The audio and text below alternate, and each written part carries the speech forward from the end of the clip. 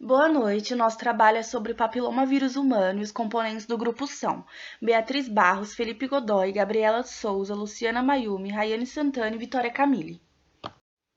O vírus papiloma humano, também conhecido como HPV, é da família Papilomaviridae e é dividido em 5 gêneros, sendo eles alfa papilomavírus, beta papilomavírus, gama papilomavírus, mu papilomavírus e nu papilomavírus. A partícula do HPV tem em torno de 5 nanômetros e é DNA dupla fita circular, e possui simetria icosaédrica. Seu genoma é dividido em região inicial, que codifica proteínas virais regulatórias, incluindo as envolvidas na replicação do DNA viral e transformação celular, região tardia, que codifica as proteínas do capsídeo, e região não codificadora, que é a origem da replicação e tem presença de elementos para o controle da transcrição. Replicação. A replicação do HPV ocorre de forma semelhante à replicação de DNA comum eucarioto, ou seja, tem formação das forquilhas de replicação e ocorre de forma bidirecional, contínua e descontínua. A replicação pode ser dividida em duas partes: pré-replicativa, que é a expressão dos genes iniciais, e replicação, que é a expressão de genes tardios que estão associados principalmente à replicação do genoma viral. A biossíntese viral ocorre no núcleo celular, apresenta tropismo a queratinócitos, mas o receptor para reconhecimento celular ainda não foi identificado, e o desnudamento ocorre dentro do endossomo. Pontes de sulfeto estabilizam o capsídeo e o processo de maturação condensa e confere maior resistência à digestão proteolítica. A liberação das partículas parece ser passiva não citolítica, com a liberação dos vírions ocorrendo como consequência de perda normal da integridade de membrana dos queratinócitos infectados. Agora, falando um pouco sobre resposta imunológica, as células epiteliais infectadas pelo HPV não são boas apresentadoras de antígenos, então o vírus permanece em seu interior sem causar maiores danos, passando despercebido pelo sistema imunológico, pois permanece longe dos monócitos, células dendríticas e macrófagos. Desta forma, o ciclo de infecção do HPV engana o sistema imunológico. Na camada basal da epiderme, que é o local de penetração do vírus, existe replicação mínima do HPV e, como não ocorre lise celular nem inflamação local, não há estímulo no sistema imunológico. Este atraso no reconhecimento do HPV é responsável pela natureza recalcitrante das lesões induzidas pelo HPV. Macrófagos e monócitos liberam citocinas como interferon alfa, beta e gama, fator necrose tumoral e várias interleucinas em resposta ao reconhecimento do HPV. As citocinas também atuam como quimioatrativos, promovendo o acúmulo de monócitos, macrófagos e células dendríticas. Algumas das citocinas induzem moléculas de adesão no endotélio dos vasos sanguíneos.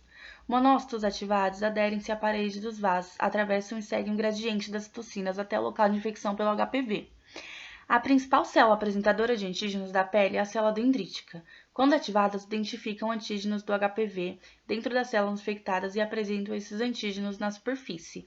Migram através dos canais linfáticos aos linfonodos regionais, onde irão apresentar o antígeno HPV a linfócitos T indiferenciados. Após a apresentação do antígeno, células TCD8 específicas para HPV são ativadas, multiplicam-se e retornam ao local da infecção através da corrente sanguínea. As células T citotóxicas e NK expressam moléculas em sua superfície que têm a capacidade de se aderir à parede endotelial. As células T específicas para HPV e células NK ultrapassam a parede do vaso e seguem o gradiente de citocinas até a infecção, destruindo os queratinócitos infectados pelo HPV. Monócitos macrófagos fagocitam o zebre celular, incluindo o DNA de HPV. O interferon interfere no ciclo celular, diminuindo o crescimento do queratinócito infectado pelo HPV. Os efeitos combinados dessas ações resultam em diminuição do tamanho da lesão pelo HPV e desaparecimento. Essa sequência de evento é a mesma, independente do tipo de HPV, seja ele de alto ou baixo risco. E a localização das lesões HPV induzidas são vulva, cérvix e ânus.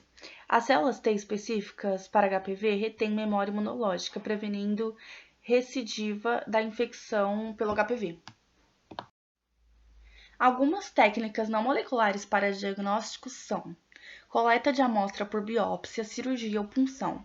Sangue e fragmentos teciduais são as amostras mais usadas.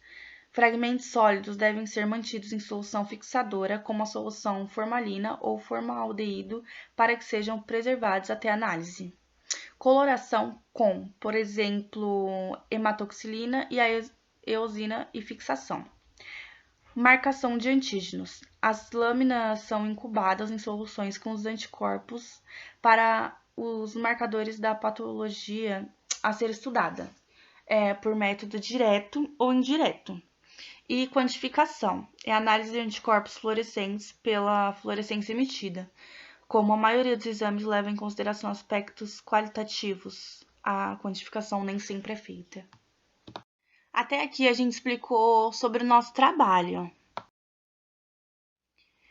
Agora a gente vai falar um pouquinho sobre o artigo que a gente pegou. O tema do nosso artigo é Cobertura da vacina papilomavírus humano no Brasil, heterogeneidade espacial e entre coortes etárias.